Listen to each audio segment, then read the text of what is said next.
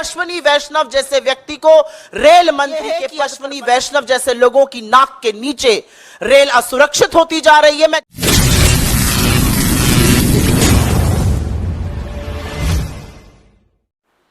कवच समझा रहे थे, अभी आपको मैंने दिखाया कुछ दिनों पहले। कवच प्रणाली आई है। कवच प्रणाली क्या करेगी? एक ट्रैक पर अगर दो ट्रेनें चल रही होंगी तो पीछे वाली ट्रेन पर कवच से ब्रेक लग जाएगा, आपस में भिड़ंत नहीं होगी। क्या हुआ कल कवच का?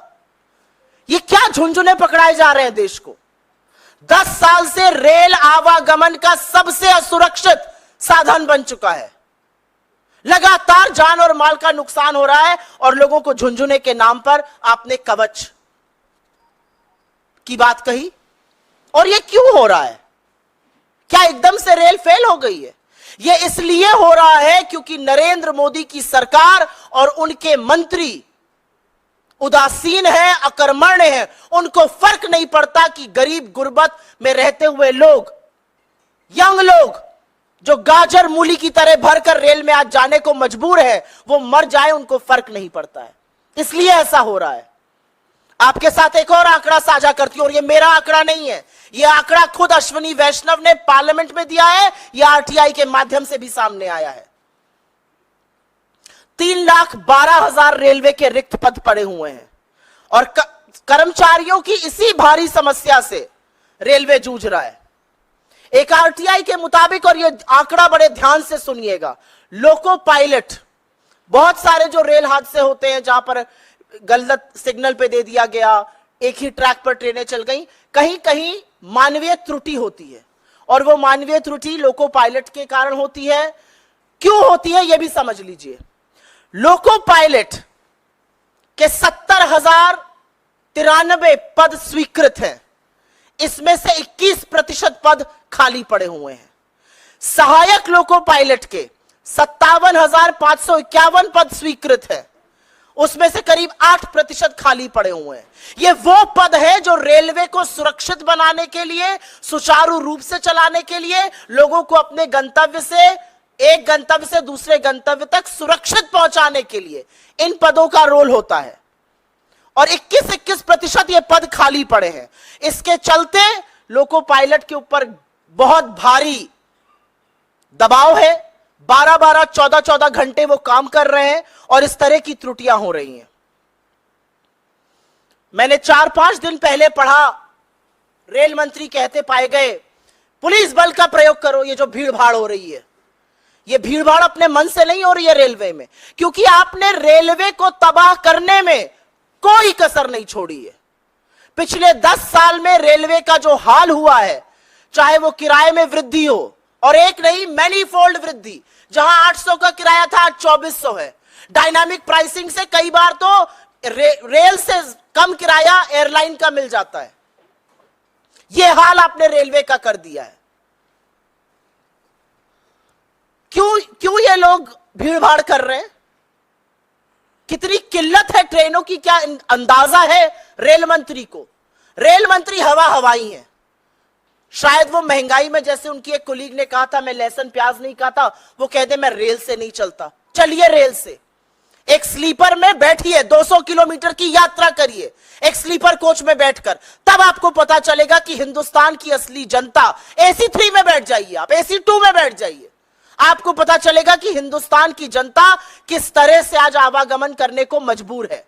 इतनी किल्लतें हैं ट्रेन की कि पिछले वित्तीय वर्ष में, वित्तीय वर्ष 2023 में 2,70,00,000 यात्री यात्रा का टिकट बुक कराने के पार यात्रा नहीं करा पाए, क्योंकि टिकट कंफर्म ही नहीं हुआ, सीट की किल्लतें थी।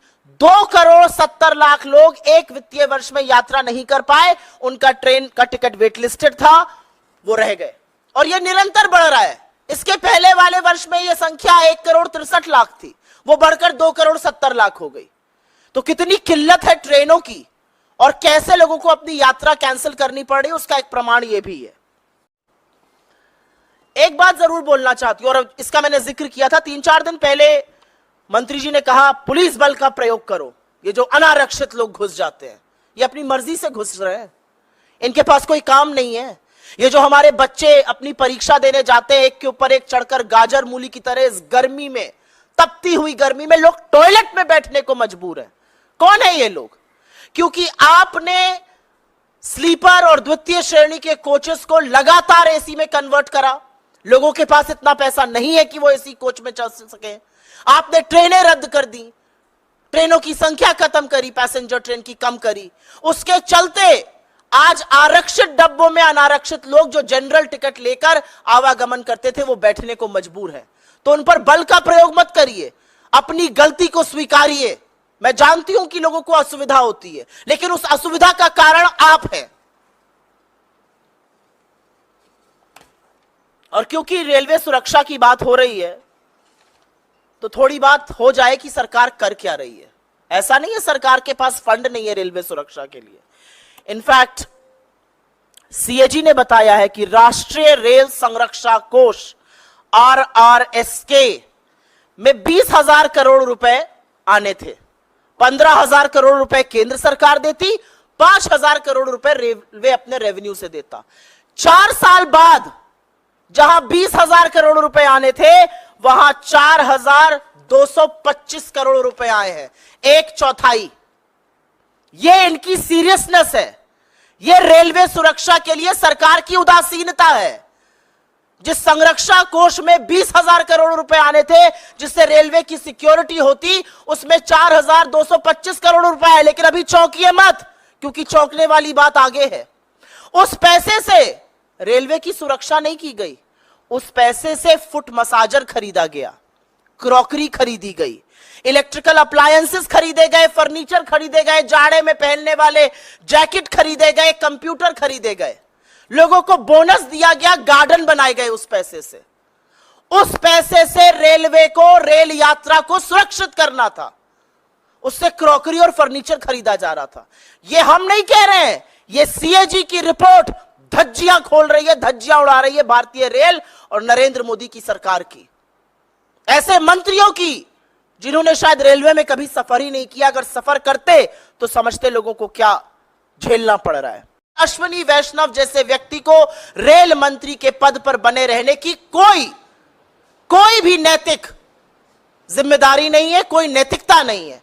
असलियत यह है कि अश्विनी वैष्णव जैसे लोगों की नाक के नीचे रेल असुरक्षित होती जा रही है। मैं जानना चाहती हूं कि पिछले साल बालासोर से इस बार पश्चिम बंगाल में हुए हादसे के दौरान एग्जैक्टली 1 साल, 2 जून 2023 को बालासोर में भीषण हादसा हुआ था। अब पश्चिम बंगाल में 1 साल इस मंत्री ने रील बनाने के बजाय, कवच का जुमला पहनाने के बजाय क्या काम किया, यह मैं जानना चाहती हूं।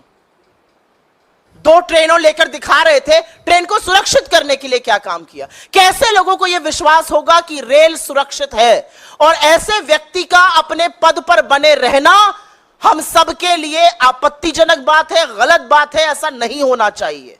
असलियत यह है कि जिस मंत्री को अपने पद से तुरंत बर्खास्त कर देना चाहिए, उस मंत्री को पदोन्नति दी जा रही है और तेजी से बर्बाद करिए रेलवे।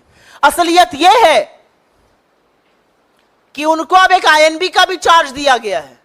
अभी आपने कम बर्बादी करी है रेलवे की, अभी और करिएगा।